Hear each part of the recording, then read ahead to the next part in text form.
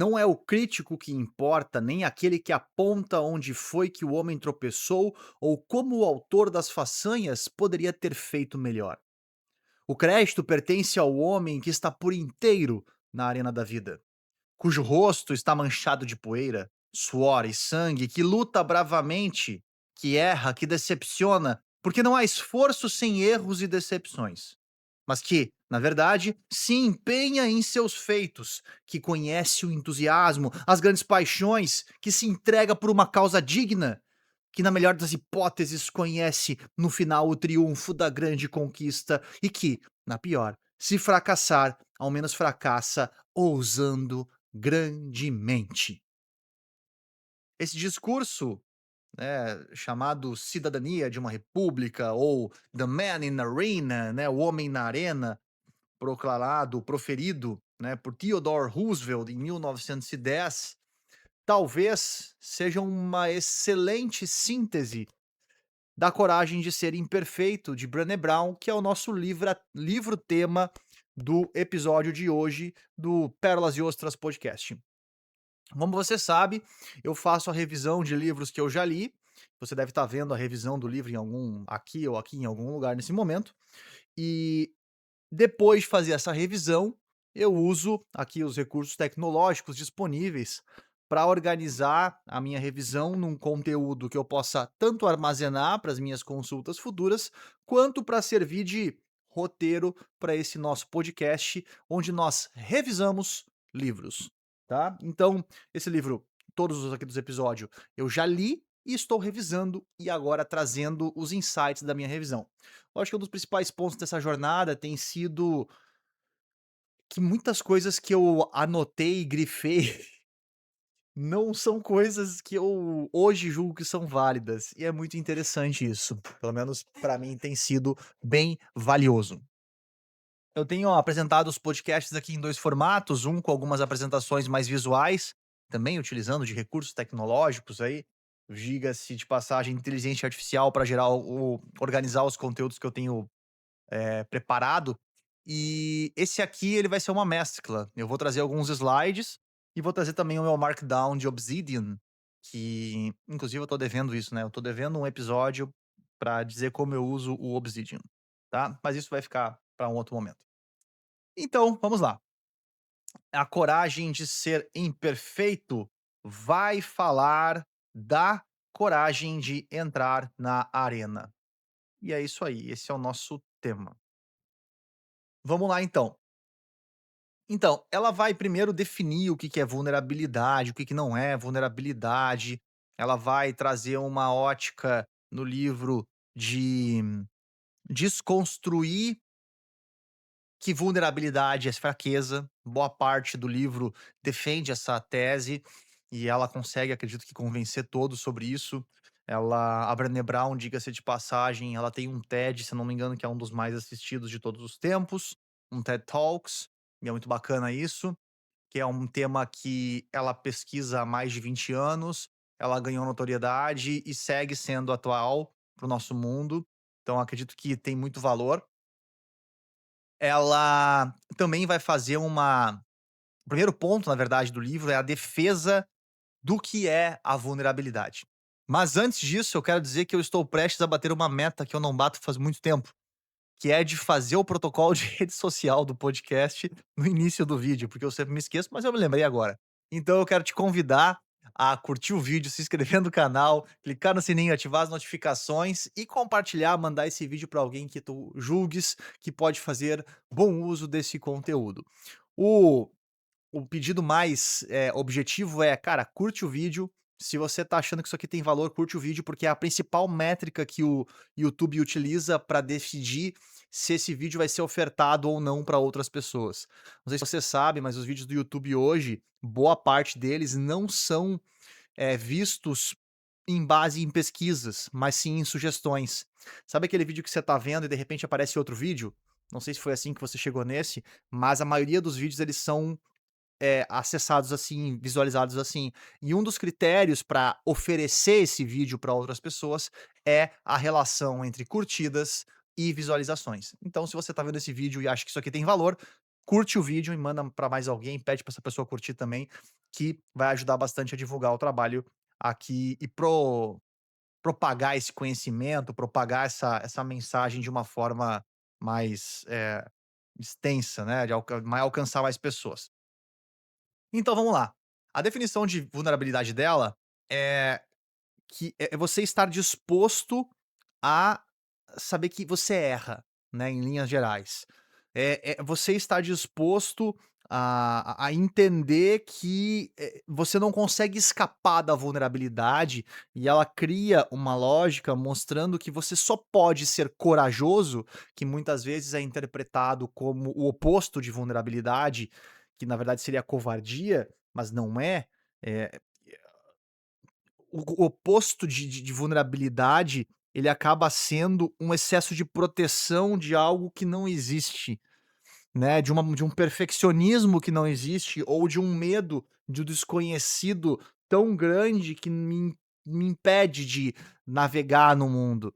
Então, a verdade, segundo a autora, e eu concordo com ela, a vulnerabilidade, ela é o único caminho para a coragem, porque é fácil ser corajoso sabendo que você vai ganhar. A coragem, ela é colocada em ação, eu acredito, quando existe a possibilidade de perder. Cara, você foi corajoso por quê? Porque podia ter acontecido alguma coisa ruim e mesmo assim você foi. A vulnerabilidade é isso. Então a vulnerabilidade e coragem não são sinônimos, porque as semânticas são diferentes, mas eles estão muito próximos, muito mais próximos do que as pessoas imaginam. E de onde vem essa vulnerabilidade? Né, perdão, essa falta de vulnerabilidade, né? Ela fala que é da falta de segurança, né, o medo constante do desconhecido, a falta da perfeição, que eu comentei aqui, né, "Caramba, não tô perfeito, então eu não vou me mostrar, não vou falar", e a vulnerabilidade acaba nos escondendo, né. Nós nunca somos bons o bastante, nunca nos sentimos o suficiente, e por isso a gente não se expõe, porque a gente fica ali: "Não, eu preciso mostrar que eu tô indo bem, eu não posso mostrar para os outros que eu também tenho defeitos. O que que será que vão pensar de mim?" Ao longo do livro ela vai tecendo uma lógica que faz todo sentido, que a vulnerabilidade, ela não acontece, ela não se manifesta no indivíduo, porque as pessoas têm vergonha. Então a vergonha acaba sendo um dos maiores inimigos da vulnerabilidade saudável aqui. E aí, enfim, esse aqui é o texto lá do Theodore Roosevelt no começo, e ela fala de alguns mitos da vulnerabilidade. Primeiro mito aqui é que vulnerabilidade é fraqueza. Eu acho que eu já teci um pouco sobre isso aqui, né. Cara, vulnerabilidade é o berço de todas as emoções, né, o risco da exposição emocional faz parte, e tem muito mais relação com coragem do que qualquer outra coisa. Então, vulnerabilidade não é fraqueza, porque você precisa ser forte para dizer e levantar a mão: "Ei, eu errei", né. Você não é forte por esconder um erro. Você errou, e aí você diz, você não admite o seu erro. Isso não é força, né, isso é fraqueza, isso é fugir da responsabilidade, é tudo menos coragem. Então a vulnerabilidade, ela mais uma vez, ela conversa demais com a coragem. Outro mito, a vulnerabilidade não é comigo, né, pô, como se alguém fosse imune a isso, né. Eu gosto dessa frase que a vida é vulnerável, qualquer momento, pô, acredito que a maioria de nós conhece uma história de alguém que: "Caramba, o quê? Fulano morreu? Não acredito. Caramba, meu Deus, alguma coisa aconteceu que a gente não imaginava", porque a vida é frágil, né. Obviamente a gente cuida dela, a gente tá num dos melhores momentos da história, quiçá o melhor, até que eu tô com um livro aqui que eu vou ler sobre isso, da Hannah Rich, Não é o Fim do Mundo, onde ela defende a tese de que nós estamos na melhor época, mesmo com tantos desafios, mas é assim, ainda assim é a melhor época para se viver. E mesmo assim a vida é vulnerável, ela é frágil, né, uma escorregada, uma batida de cabeça e, cara, e a vida se foi, né. Então, cara, fugir da vulnerabilidade da vida é fugir da realidade, é quase como então não é comigo. Não, cara, se você respira, a vulnerabilidade é contigo, porque você tá vivo, e a vulnerabilidade é inerente da vida, né. Outro, esse mito é um dos mais importantes, eu acho, né, cara. A vulnerabilidade é expor totalmente minha vida. Na verdade, não, né, porque, na verdade, isso seria uma vulnerabilidade que ela até fala no livro, é uma vulnerabilidade onde tu te esconde atrás dos defeitos da tua vida. A vulnerabilidade completa, ela não seria vulnerabilidade, perdão, a exposição completa não seria vulnerabilidade total, porque você não não teria escolhido as pessoas mais confiáveis para fazer isso, mas não só esse ponto, o principal é, quando você expõe tudo, você tem medo do que vão pensar se você não expor tudo, né. Enfim, a superexposição, ela é mais um escudo, ela não é a vulnerabilidade raiz, né. A superexposição, na verdade, é mais um escudo que pode servir como justificativa do porquê você não tá conseguindo fazer A, B, C. E o último mito aqui que a gente tem é a questão do "eu me garanto sozinho", né. E enfim, a gente tem mais uma vez, né, desde os tempos das cavernas lá, a gente vivia em tribos de 100 a 150 pessoas, que é o famoso número de Dunbar, né, que é o número de pessoas que a gente realmente se conecta, enfim. E a gente não foi programado, não foi desenvolvido para viver sozinhos, né, nós somos seres sociais. O ser humano só sobreviveu, só, entre aspas, "dominou a Terra" por conta das suas habilidades sociais, por trabalhar em equipe. Exemplo mais clássico da vida, nós não somos mais fortes que um mastodonte ou que um elefante, nós não somos mais rápidos do que animais velozes e predadores, mas ainda assim, com a força da coletividade, e da conexão social, foi possível se proteger desses predadores super rápidos e foi possível também, mamutes, né, foi possível caçar mamutes e animais grandes e até perigosos, porque se trabalhou em equipe, né, o famoso caça em bando. Então, nós não somos seres solitários. Ela fala sobre a questão da vulnerabilidade no centro das experiências humanas, onde a gente precisa coragem para assumir que o fracasso é possível. Eu acho que essa é uma excelente definição. A vulnerabilidade, ela envolve a coragem de assumir que é possível fracassar. Se não é possível fracassar, a coragem não foi colocada em ação. Não faz sentido, entende? Enfim, e a vulnerabilidade, segundo ela, permite que criatividade aconteça, que inovação aconteça, né, enfim, que o amor, que a percepção de receber amor e que o amor entregue seja genuíno, né, só onde há esse espaço de vulnerabilidade. Eu gosto dessa metáfora aqui, onde fala de você se esconder atrás de uma armadura e conversa muito com outro livro que eu li esse ano, recentemente, que é do Robert Fisher, O Cavaleiro Preso na Armadura. Em algum momento eu devo fazer a revisão dele, porque eu gostei. E fala do a armadura, do escudo do perfeccionismo versus o esforço de estar na arena. Ou seja, vulnerabilidade que era considerado alguma coisa outro tempo e ainda hoje dentro do mundo corporativo principalmente, ainda é considerado como algo frágil. "Ah, como assim você vai ser vulnerável? Como assim você vai contar isso? Como assim você vai", e aí vem alguma frase que envolve essa tal vulnerabilidade. Isso ainda acontece muito hoje dentro do mundo corporativo. Tem muito mais relação com você estar na arena, do que você ficar se escondendo numa armadura. Né, a armadura do perfeccionismo. O que que eles vão pensar? Pô, será que eles vão me aprovar? Né, ao invés de: "Pô, como é que eu posso melhorar?". O foco externo da armadura onde eu não me responsabilizo por mim, com medo do que os outros vão pensar, né. A motivação oculta desse perfeccionismo é evitar a dor da culpa, do julgamento, da vergonha. Enquanto que eu tô na arena, meu esforço, meu desejo é aprender, é contribuir, é criar coisas novas.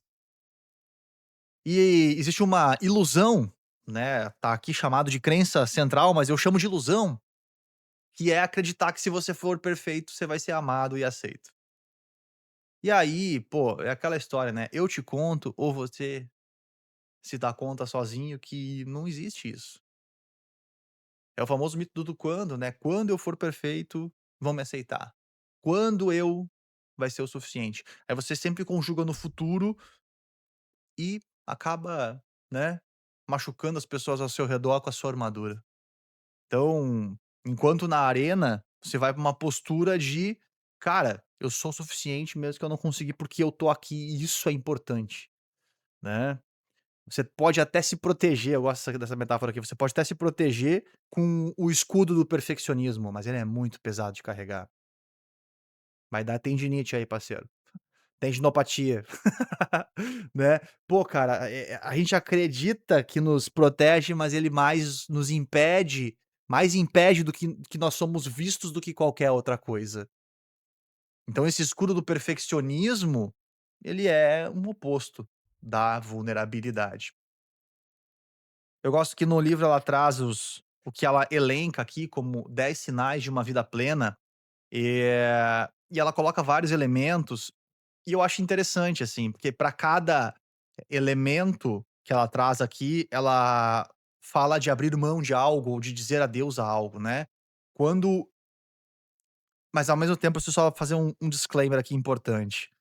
Ao mesmo tempo que ela coloca esses 10 sinais de uma vida plena e ela é uma pesquisadora, eh, a evidência do que faz as pessoas felizes ou não, ela é muito variada, tá. Então a gente tem algumas coisas macro que a gente sabe, uma das mais clássicas é fazer exercício para todo mundo é importante, mas, qual exercício vai ser muito individual. Dormir bem é importante, mas tem gente que dorme bem com 6 horas e tem gente que dorme bem com 8 horas. Alimentação é importante, mas, pô, tem gente que se alimenta bem com esse tipo aqui, porque você tem uma predisposição genética, ABC, enfim. Então, existem algumas coisas que nos ajudam. Boas relações é importante? É, mas tem gente que se relaciona muito bem com poucas pessoas e tem gente que precisa se relacionar com muitas. Então, quando a gente olha para o macro, a gente tem alguns pontos em comum entre as pessoas felizes, talvez as pessoas de uma vida plena, vamos assim dizer. Mas quando a gente olha no individual, existem muitas nuances que precisam ser respeitadas para a gente não cair no marasmo do: "Meu Deus do céu, eu não tenho essas 10 coisas aqui que a Brené Brown falou. Socorro, não tenho uma vida plena, estou me sentindo mal". A gente fugir desse estereótipo aí, tá. Então fechado esse disclaimer aqui, voltamos pra autenticidade, né, que é o adeus quando eu me permito ser autêntico, eu dou adeus ao que os outros pensam. Quando eu tenho autocompaixão, eu dou adeus ao perfeccionismo, porque eu entendo que eu tô fazendo o meu melhor. Quando eu tenho espírito flexível, eu dou adeus à impotência, né. Quando eu permito que a minha vida tenha gratidão e alegria, eu dou a mesa adeus ao medo da escassez, a intuição e fé, adeus à necessidade de certezas, porque eu entendo a imprevisibilidade, a criatividade, adeus à comparação, porque ninguém é igual, ao lazer e descanso, lazer ao à exaustão como status, né, aquela história de, se me verem sempre ocupado, vão pensar que eu sou um cara trabalhador, mas talvez seja nada produtivo. Então são coisas diferentes. Então calma e tranquilidade, adeus à ansiedade crônica, calma e 2 vezes aqui ficou, né. Tarefas relevantes, adeus às suposições, né. Risadas, música e dança, adeus à indiferença. Tem mais um aqui, é o mesmo slide, só que de um jeito diferente, deixa eu ver se algum repetiu. Autocompaixão, risadas e dança, tarefas relevantes, esse aqui que faltou, ó. Tarefas relevantes, a gente diz adeus aí às dúvidas e suposições. Eu achei interessante, é bacana, é bonitinho, mas ainda falta alguma coisa pra mim, eh, talvez encaixe pra você melhor do que encaixou pra mim. Eu gosto também aqui da questão do além do escudo da perfeccionismo, tem o escudo do holofote, né, que é a super exposição que eu comentei antes, que acaba usando, né, a sua abertura, a sua super exposição quase como um teste de lealdade para forçar a intimidade com pessoas, e eu acabo usando isso de escudo, né. Eu falei um pouco antes sobre isso, mas eu gosto dessa metáfora aqui do holofote versus as luzinhas, porque a verdadeira vulnerabilidade, ela envolve mais contato harmonioso, do que uma grande luz onde eu me exponho todo. São pequenas luzes, né. Eu gosto muito de uma frase do Flávio Augusto, que eu ouvi ele falando, que sobre, na verdade, a nossa exposição como pessoas, que no meu caso aqui, eu tô aqui, eu tô me expondo, eu falo de algumas coisas da minha vida, mas eu não falo tudo da minha vida. Então, mas eu preciso falar também alguma coisa, porque senão eu não conecto mesmo que eu traga um conhecimento científico mais importante e valioso, se eu não trouxer alguma outra coisa minha, vai desconectar, né, porque vai parecer que eu não sou de verdade, vamos assim dizer.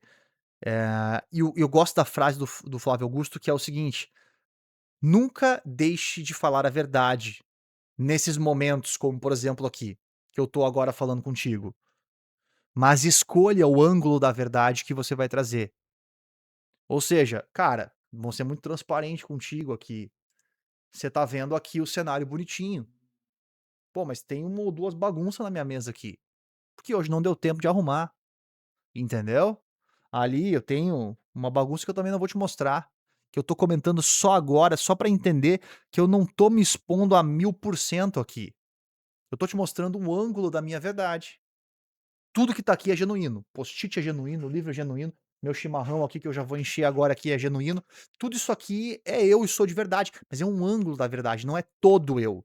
Então, nesse momento aqui, eu tô praticando o ato de ser quem eu sou, mas com as luzinhas e não com um holofote pra contar, por exemplo, que sei lá, tô brincando agora aqui, que a minha unha tá encravada. O que vocês querem saber que eu tô com a unha encravada? Não tô, mas tu entende? Esse excesso de exposição que muitas vezes acaba atraindo a atenção, por conta da economia da atenção que a gente vive hoje, onde influencers acabam, eh, ganhando tendo reforço positivo de seus comportamentos por conta de exposição, que acaba ganhando alcance, acaba repetindo isso e acaba ficando com um feed poluído de holofotes, né, e não de luzinhas.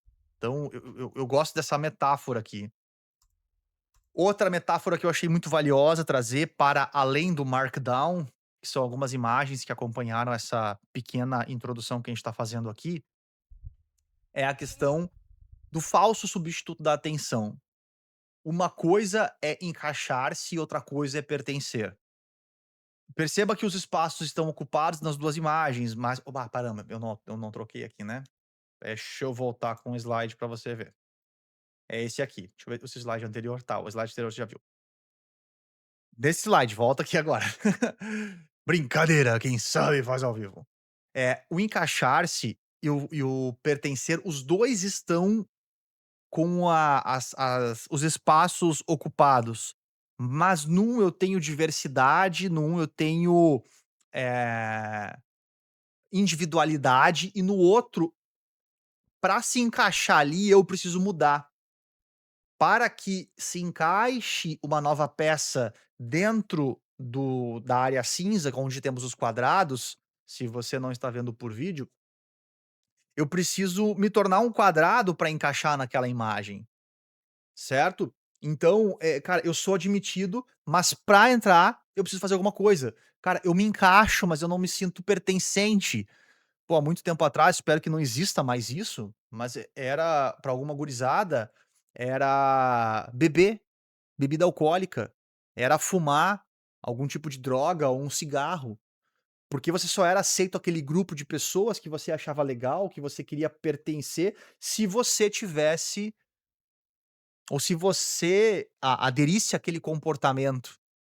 Só que o comportamento era nocivo e a gente trocava, né, a gente entre aspas, as pessoas crianças, né, adolescentes trocavam a o seu eu em troca de pertencer, de tão grande que é o nosso medo visceral de não fazer parte.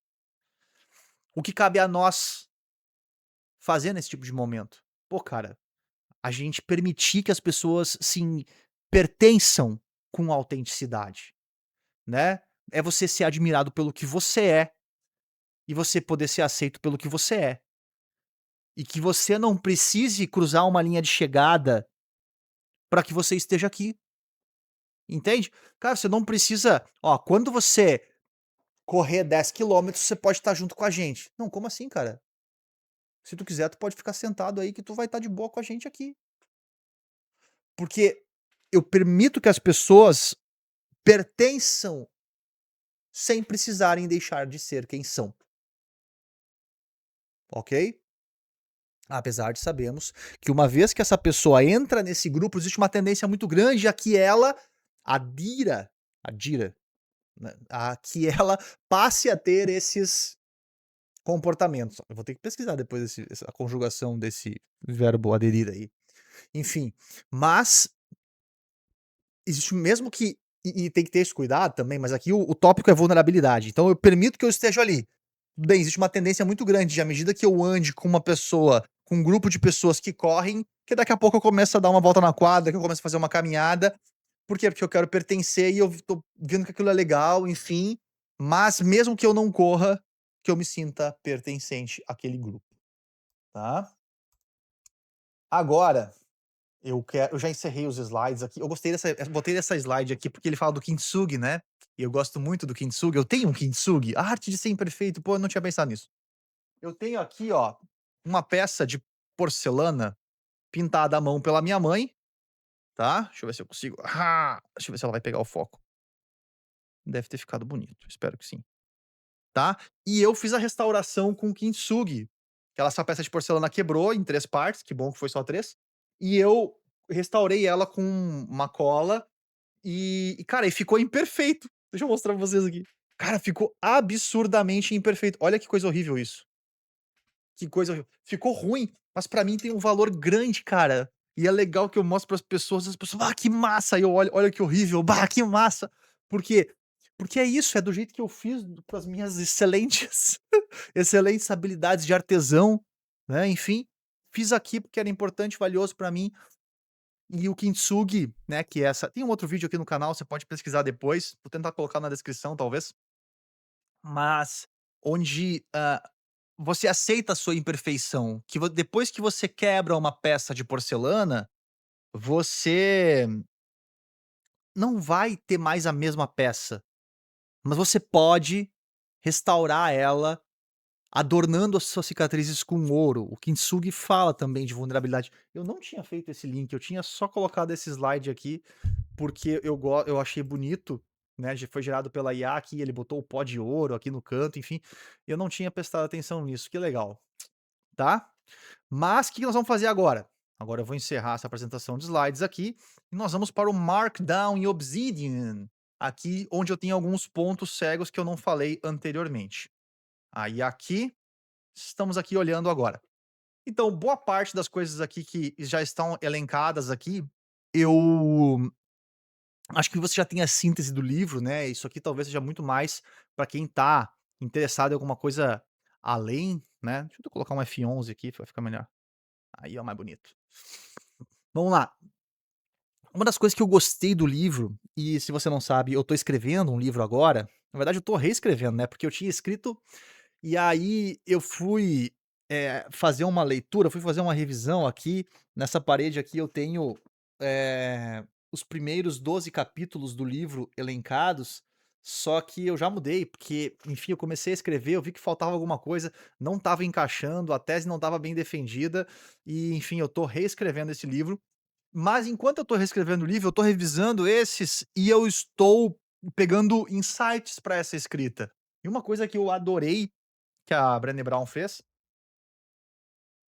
enquanto eu tomo esse chimarrão aqui, que ficou frio já de tanto que eu falei, enquanto, eh, e o Simon Sinek fez isso também um outro livro que eu revisei dele ali que deve ir para o ar logo, que é o Líderes se servem por último, esse ela insere diálogos e história, a gente sabe o poder das histórias, né, o quanto elas nos prendem. Pô, Jesus nos ensinou através de histórias, eh, a narrativa desde as paredes lá, a gente sabe o poder do storytelling. E eles, ao invés de dizer assim no livro: "O João me disse isso", ela coloca o diálogo como se você estivesse lendo vendo a cena do João e dela falando. E aí o João me disse: "Tá, o que você pensa sobre isso?". E eu disse, tal, tal, tal, tal, tal. Como um diálogo, tem um momento que tu esquece que tu tá lendo um livro de conteúdo, porque parece que tá lendo um livro de uma história. E eu tenho algumas histórias pra contar nesse livro que eu tô escrevendo, e eu, pô, tive esse insight de usar isso nesse livro. Então mais um ponto positivo de revisar, que também são esses insights pra melhorar a minha escrita aqui também, né, em relação à obra que tô construindo aqui. Deixa eu pegar aqui, ó. A ideia central: vulnerabilidade não é fraqueza, é a disposição de se envolver e de se entregar por inteiro diante da incerteza, reconhecendo que tanto na vitória quanto a derrota são possíveis. A gente já falou bastante sobre isso, né? Os 10 elementos da vida plena a gente também já falou, né? Ah, ok. Ah, um ponto interessante que eu destaquei ali, que você tem que tomar cuidado também para não querer a perfeição dos 10 indicadores da vida plena que ela elenca. Porque aí você tá no escudo da perfeição. Eu vou ser feliz quando eu tiver nota 10 em todos aqueles 10 elementos que a Brené Brown trouxe como elementos da vida plena. Então tem que tomar cuidado com isso aí. A vulnerabilidade, isso é um ponto importante. Vulnerabilidade, você me assiste aqui, me escuta, você tem sempre uma noção que eu trago muitos exemplos do mundo corporativo, porque é a minha realidade. Fui executivo de multinacional durante 12 anos, enfim, fui, gestor de uma grande região, 2 estados, antes de virar consultor e professor, e eu tenho uma vivência muito forte nesse mundo business, né, meus estudos também são muito enviesados para essa pegada. E a vulnerabilidade, ela é um conceito, um construto do indivíduo, mas que pode ser expandido para a sociedade, para os grupos sociais, né. E a segurança psicológica, ela é muito parecida, mas a definição de segurança psicológica, de acordo com Amy Edmondson, é de você ter o a a sensação de que você pode correr riscos interpessoais, sem sofrer sanções punitivas no trabalho. Então não existe segurança psicológica em casa. "Ah, eu não tenho segurança psicológica em casa", não existe isso de acordo com a ciência. Obviamente, no dia a dia as pessoas vão falar, o coloquial acaba acontecendo do jeito que tem que acontecer, mas, n n o cientificamente falando, não existe falta de segurança psicológica entre um pai e um filho, tá. O que existe, aí que entra o termo aqui, é a vulnerabilidade. Né, e aí pode existir um convite do pai à vulnerabilidade do filho e ao filho entender que vulnerabilidade não é fraqueza, mas é força. Aí que entra todo o trabalho. Ela tem até um capítulo aqui falando de pais e filhos, que eu não me arrisco muito, que não é muito meu tema e também não tenho a intenção de falar sobre esse tema aqui na rede social, tá. Ela fala da escassez, a cultura da escassez, que acaba fazendo com que a gente nunca se sinta suficiente. E que isso nos faz, eh, não não falar da vulnerabilidade. Ela vai falar da vergonha, né, a vergonha acho que é um tópico interessante pra gente reforçar aqui. Os 4 mitos aqui a gente já falou, deixa eu achar a vergonha aqui. Ah, normalmente ela fez uma pesquisa, e esse é um fato interessante. Ela fez uma pesquisa e ela descobriu que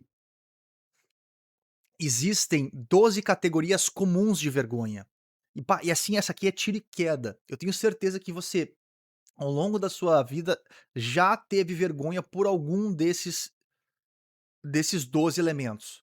Ou pela sua aparência e imagem corporal, ou por dinheiro de trabalho, foi pagar uma conta, não tinha dinheiro, foi pagar no boleto do caixa, não tinha saldo no cartão, aí dá aquela desculpa, né: "Ah, errei o cartão", né, não tinha dinheiro no saldo, né. Aí você fica com vergonha de dizer: "Ah, eu não tenho dinheiro", aí você inventa uma história ali, tá tudo bem, talvez naquela hora você não precisa praticar vulnerabilidade com a pessoa do caixa ali e dizer que você não tem dinheiro, não interessa, né, por um momento.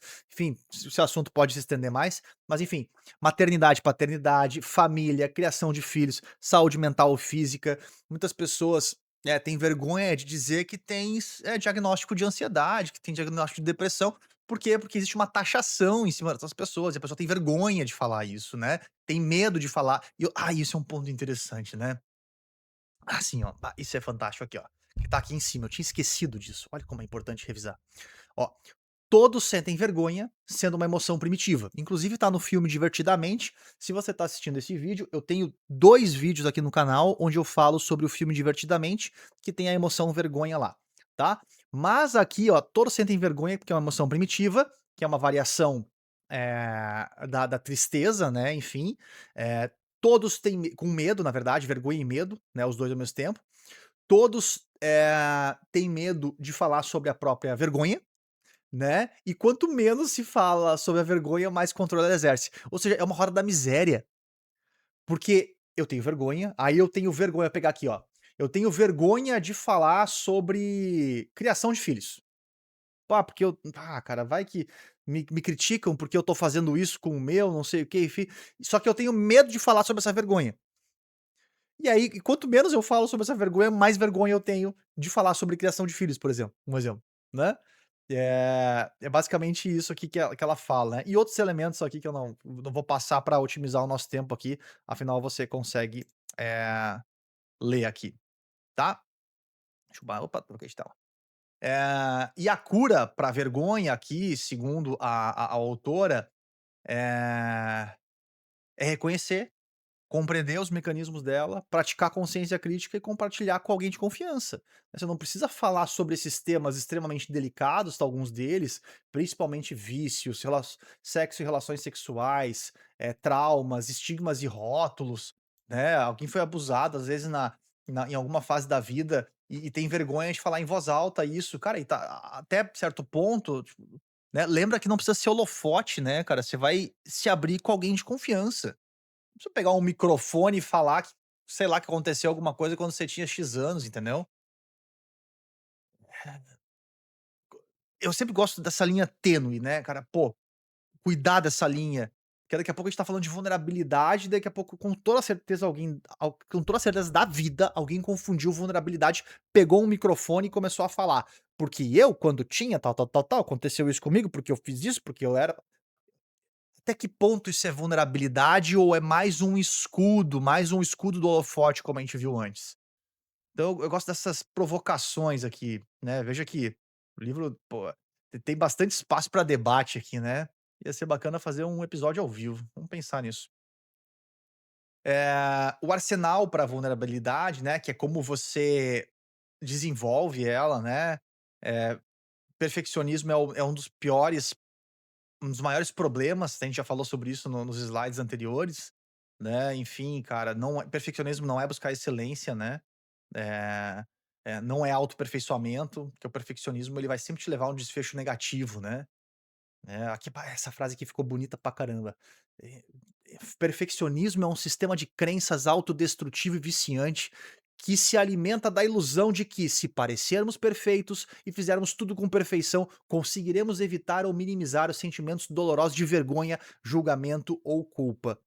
Mas não vai. Por quê? Porque é uma ilusão.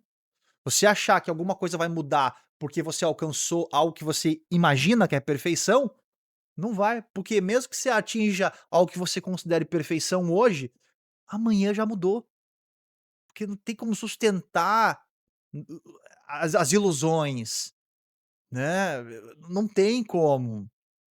Então, demais essa frase aqui da Brené Brown, né, até podia ter marcado aqui, depois eu vou procurar, tá no capítulo 4. Tem que marcar a página disso aqui depois, porque ficou muito bom. Eh, gostei muito, né, reforcei aqui, né, gostei muito dessa questão aqui da no perfeccionismo. Ela vai falar aqui lacunas de valores e culturas de grupo. Aqui ela tem uma pegada mais segurança psicológica, ela narra um diálogo com um executivo dizendo que ela fala de segurança psicológica sem dizer segurança psicológica, né, até porque o livro foi escrito em vamos ver aqui, a Emma Edmondson fez com que o tema segurança psicológica ficasse famoso a partir de 2020, se eu não me engano, que é quando a Organização Sem Medo ganhou espaço. A Brené Brown lançou esse aqui em 2012, então não tinha explodido ainda, vamos assim dizer, o termo segurança psicológica.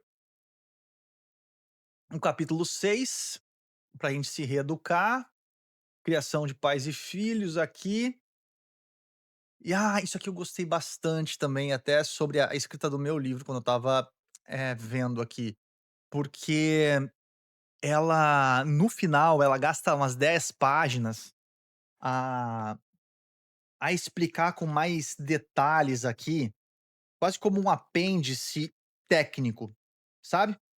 Como um apêndice técnico, e eu gostei bastante disso. Ela chama de anexo, na verdade, né? É, porque ela desenvolveu uma teoria, e aí ela apresenta no livro como um todo, ela não escreve para um cientista, mas essas 10 últimas páginas aqui, elas são direcionadas aos críticos racionais, vamos assim dizer, e não as pessoas que estão apenas querendo refletir sobre algo interessante e quererem mudar a sua vida. E esse era um dilema que eu tinha em relação à escrita, porque eu quero falar de ciência da felicidade, eu quero, que as pessoas entendam que existe muito critério em cima disso, mas se eu for técnico demais, eu perdi a pessoa na página 5, entende? Então, ao mesmo tempo que eu preciso, nessa escrita, que seja um diálogo, que não seja um artigo científico, que não seja uma fala dura, eu quero entregar profundidade. Esse tem sendo o meu desafio da escrita. E nessa forma aqui que eu vi aqui no lembrei, na verdade, do livro da Brené Brown, eu pensei: "Putz, e se eu fizer isso?". Então foi um insight bem valioso para mim, enquanto estava revisando aqui A Coragem de Ser Imperfeito, de Brené Brown. Maravilha! É isso aí, gente. Aqui eu já falei bastante, já até extrapolamos o tempo aqui previsto para esse episódio aqui. E eu quero te agradecer por estar aqui, assistir, né? Estamos aqui na revisão. Esse aqui, poxa, eu não sei que número que é esse episódio, 11, 12, 13, não sei. Mas enfim, estamos na casa dos 10, indo para a casa dos 20, almejando aí revisar 52 desses livros que estão aqui atrás, para que você tem acesso a um conteúdo de valor e eu também relembre, porque olha como é importante, né, cara? A gente não lembra das coisas, né, cara? Tantas coisas que eu já li, que eu até já falei, debati, mas a gente acaba esquecendo no dia a dia. E quando eu vou revisando, a gente vai lembrando. Então, essa pilha aqui, não sei se você tá vendo aqui, eu não vou mexer na câmera, porque ela tá ali, mas enfim, essa pilha aqui é a pilha de livros que eu li esse ano. E aqui a pilha de livros que eu revisei já, ela tá ficando quase maior, né, a pilha de livros que eu revisei está ficando maior. Deixa eu ver se tem algum aqui que não foi gravado ainda. Tem mais ali, outros que vão ser revisados. Então, a lista de livros que eu estou revisando tem sido quase maior que a lista de livros que eu li. E mesmo assim tem sido muito valioso. Recomendo essa prática. E aí, o que você está achando desses episódios aqui? Me conta, me deixa saber. Vamos lá. Lembre-se de curtir o vídeo, se inscrever no canal, clicar no sininho, as notificações, toda aquela história da curtida que é importante para o algoritmo indicar esse vídeo. E se você está vendo no Spotify, você pode seguir o podcast e avaliar com 5 estrelas. Assim ele também vai ser sugerido para mais pessoas. Se você gosta do jeito que eu estou ensinando, as coisas que eu falo, enfim, e quiser aprender sobre ciência da felicidade aplicada à vida e ao mundo dos negócios, com base em evidência, com base em reflexão inteligente, vai ter também um link aqui embaixo para você poder ingressar no meu curso online chamado Jornada Felicidade e Consciência. Vai ser uma felicidade muito grande, no pior ou melhor trocadilho, te encontrar lá. Vejo você no próximo episódio, ou quem sabe lá dentro da jornada. Valeu!